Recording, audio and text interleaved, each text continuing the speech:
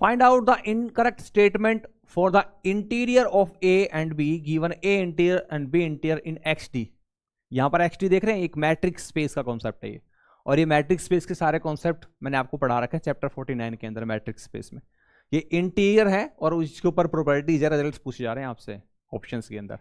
तो इंटीरियर का concept, open set, close set, है ना, ये सब चीज़ें मैंने आपको पढ़ा रखी है चैप्टर 49 के अंदर मैट्रिक्स स्पेस में। वहाँ आप जाएंगे तो काफ़ी कुछ मिलेगा आपको मैट्रिक्स स्पेस के बारे में, है ना। तो इस क्वेश्चन का आंसर देने से पहले थोड़ा बेसिक चीज़ें जान लेते हैं कि इंटीरियर क्या चीज़ होती है ना। उसके बाद इस ऑप्शन में आएंगे, थोड़ा आपको मैं चीज़ें बताता हूँ इसके बारे में क्या है। देखिए, अगर एक्स डी अपने पास एक मैट्रिक्स स्पेस होता है तो यहाँ पर जो ए और बी देख रहे हैं ना, वो पता क्या चीज़ है, इस सेट एक्स के सबसेट होते हैं। ए सबसेट होता है सेट एक्स का, है ना, बी सबसेट होता है सेट एक्स का, ये वाली बात होती है। अब ये क्या चीज़ है, A interior B interior. A interior का मतलब होता है एक सेट सभी उन पॉइंट्स का जो सेट ए के इंटीरियर पॉइंट्स हैं। तो ए इंटीरियर का मतलब होता है A interior is the set, एक कलेक्शन होता है having element x such that x is an interior point of set ए। ये है थोड़ा डेफिनेशंस मोटे तौर पर अगर आप समझे तो, कि ए इंटीरियर एक ऐसा सेट होता है जिसमें सभी सेट ए के इंटीरियर पॉइंट्स होते हैं। Collection of all interior points होता है set A is known as set of interior A, जिसको इस तरीके से डिनोट करते हैं। ये तो होगी थोड़ी डेफिनेशंस मोटे मोटे तौर पर। थोड़ा और गहराई से चीजें जानते हैं। इंटीरियर पॉइंट के साथ एक कॉन्सेप्ट और कनेक्ट होता है जिसको नेबरहुड कहते हैं। अगर मैं आपसे कहूं कि इफ ए बिलोंग्स टू ए, एक एलिमेंट ए है जो सेट ए में बिलोंग कर रहा है। अब मैट्रिक्स स्पेस के केस में एलिमेंट को पॉइंट्स कहा जाता है। आप जब पढ़ेंगे इस चैप्टर को तब आपको समझ में आएगा। अगर मैं कहता हूं ए एलिमेंट है सेट ए का, तो इसको हम मैट्रिक्स स्पेस में कैसे पढ़ेंगे, ए एक पॉइंट है सेट ए का, पॉइंट कहा जाता है। मैट्रिक्स स्पेस में एलिमेंट्स को पॉइंट कहा जाता है। अगर मैं कहूं कि ये पॉइंट ए इस सेट ए के अंदर बिलोंग करता है, तो ये पॉइंट इस सेट ए का इंटीरियर पॉइंट है। If A belongs to A is an interior point of set A. अगर मैं ये कहूं ना आपसे कि A belongs to A is an interior point of set A, अगर ये इंटीरियर पॉइंट है तो इसका मतलब क्या है, ये इंटीरियर पॉइंट कब होगा, अगर ए बिलोंग्स टू ए है, वो इंटीरियर पॉइंट है सेट ए का, तो वो तभी होगा, कब होगा, if set A is a neighbourhood of A. Neighbourhood of A मत यहां लिख देता हूं, neighbourhood of, if A is a neighbourhood of A. मतलब कि जब हम ए को इंटीरियर पॉइंट कह रहे हैं सेट ए का, है ना, इस जो ए बिलोंग्स टू ए है, इसको इंटीरियर पॉइंट कह रहे हैं सेट ए का, तो इसका मतलब ये तभी होगा if A is a neighbourhood of A. मतलब दोनों चीजें आपस में कनेक्टेड है दोस्त। अगर ए नेबरहुड है ए का, तो इसका मतलब ये पॉइंट जो ए में बिलोंग कर रहा है वो इंटीरियर पॉइंट है सेट ए का। अब इस चीज को थोड़ा मैथमेटिकली समझते हैं, एक्चुअल में डेफिनेशन किस प्रकार से काम करती है। एक्चुअल में होता क्या है, for are greater than zero, R कोई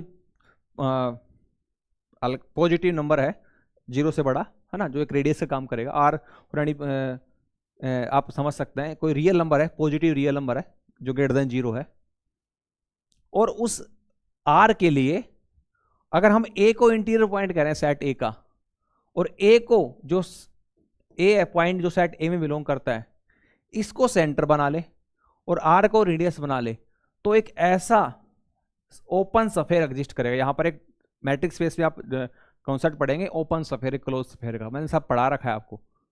तो आर रेडियस का और ए पॉइंट जो सेंटर का काम करेगा, उस आर रेडियस के लिए और ए को का सेंटर मान ले, तो एक ऐसा स्फीयर एग्जिस्ट करेगा जिसका सेंटर ए रेडियस आर है। वो पूरा का पूरा स्फीयर सेट ए के अंदर कंटेन करेगा। ये मैथमेटिकली डेफिनेशन है। अब आपने डायग्राम बनाया, चलिए इसको मैं थोड़ा मैथमेटिकली डिजाइन करता हूं। मैंने बोला एक ऐसा स्फीयर एग्जिस्ट करेगा जिसका सेंटर ए, सेंटर हमेशा वही होगा जिसको इंटीरियर पॉइंट कहा जा रहा है, और रेडियस नीचे ऐसे लिखते हैं, रेडियस आर, ये लिखने का तरीका है, ऐसे भी लिख देते हैं ए, इसको ऐसे भी लिख देते हैं, ऐसी the sphere having centre A radius R, ऐसे भी लिखा जा सकता है और ऐसे भी लिख सकते हैं। तो मतलब कि ये जो सफेयर जिसका सेंटर ए रेडियस आर है वो कंप्लीटली कंटेन हो जाए एक सेट ए के अंदर, तो उस केस में जो ए एलिमेंट है इस सेट ए का इंटीरियर पॉइंट कहलाएगा।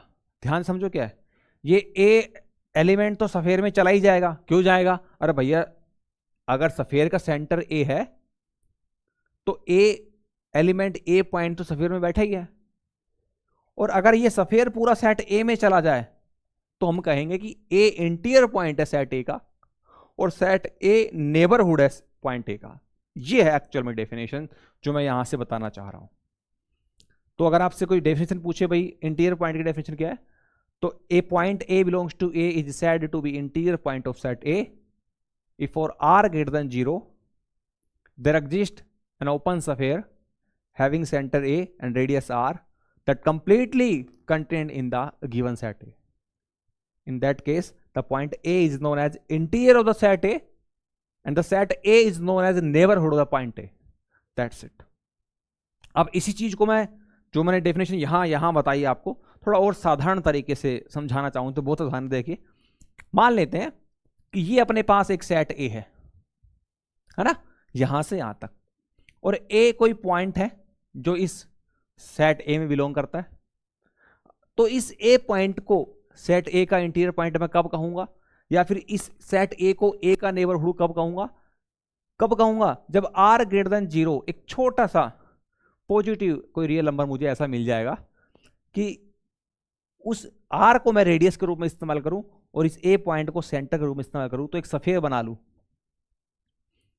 एक्चुअल में ये सफेयर आपको एक ओपन इंटरवल ही दिखाई पड़ेगा, यहां पर ओपन सफेयर एक ओपन इंटरवल ही काम करता है real matrix real number set पर जब डिफाइन करते हैं मैट्रिक्स स्पेस को।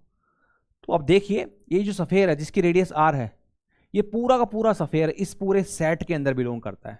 मतलब ये जो चीज मैंने यहां पर बताई है आपको मैथमेटिकल डेफिनेशन, इसको आप डायग्राम से ऐसे समझ सकते हैं सरल भाषा में कि ये जो ए पॉइंट है इंटीरियर पॉइंट है सेट ए का, कब, जब एक ऐसा सफेयर बनाने में कामयाब हो जाए जो पूरा सफेयर उस सेट के अंदर चला जाए। सीधी सी बात है, तभी तो नेबरहुड कहलाएगा सेट ए इस ए पॉइंट का, है ना।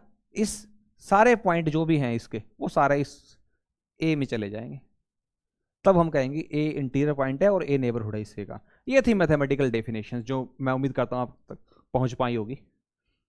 अभी मैं आपको कुछ ऐसे इसी कॉन्सेप्ट पर इंटीरियर पर कुछ रिजल्ट है वो आपको मैं बताता हूं। एक रिजल्ट तो ये काम करता है कि A interior union B interior, इन दोनों का इंटीरियर का यूनियन ले तो वो प्रॉपर सबसेट होता है ए यूनियन बी के इंटीरियर का। एक तो ये रिजल्ट बहुत काम आएगा आपको। मैंने ध्यान से नहीं प्रॉपर बोला है, मैंने यहां सबसेट नहीं बोला। सबसेट बोलूंगा तो पॉसिबिलिटी है कि ये दोनों बराबर भी हो जाएं, ये सेट और ये सेट दोनों बराबर हो जाए, नहीं, लेकिन मैंने यहां क्या बोला है, प्रॉपर बोला है, क्योंकि ये दोनों बराबर नहीं होते हैं, ये इसका प्रॉपर सबसेट ही होता है। मतलब इस सेट में एक ऐसा एलिमेंट मिलेगा जो इधर नहीं होगा, ये है प्रॉपर का एक्चुअल मीनिंग। नंबर 2 कि A interior intersection B interior बराबर होते हैं ए इंटरसेक्शन बी के इंटीरियर के। ये इंटीरियर में और इंटरसेक्शन में ये इक्वल टू पॉसिबल है, लेकिन यूनियन में नहीं है। तीसरी बात ये है कि ए अगर सबसेट है बी का, देखिए मैंने सबसेट बोला, अब दोनों बराबर भी हो सकते हैं। दिस इंप्लाइज, मतलब अगर ये वाली बात हो रही है, देन ए इंटीरियर सबसेट हो सकता है बी इंटीरियर का। मतलब इफ ये वाली बात है, इसका मतलब होता है दिस इंप्लाइज, मतलब होता है देन ये हो सकता है। तो जो बात मैंने यहां से बोली थी वहीं से एक पॉइंट और आप निकाल सकते हो, नंबर 4 कि A interior union B interior not equal, ये दोनों बराबर नहीं होते कभी भी।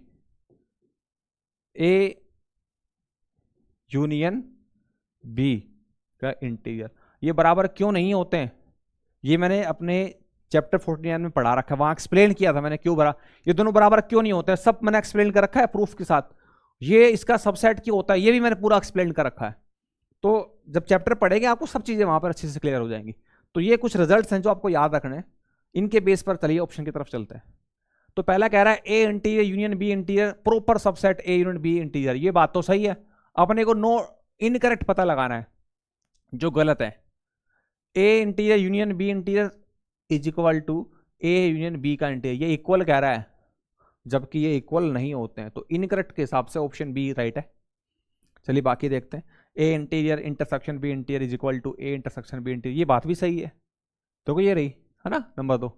ए सबसेट है बी का, this implies A interior subset है बी इंटीरियर का, मतलब ये वाली बात है इफ देन ये है, तो ये बात भी सही है। तो इनकरेक्ट के हिसाब से option B is the right answer. तो उम्मीद करता हूँ ये क्वेश्चंस क्लियर हो गया होगा आपको, है ना।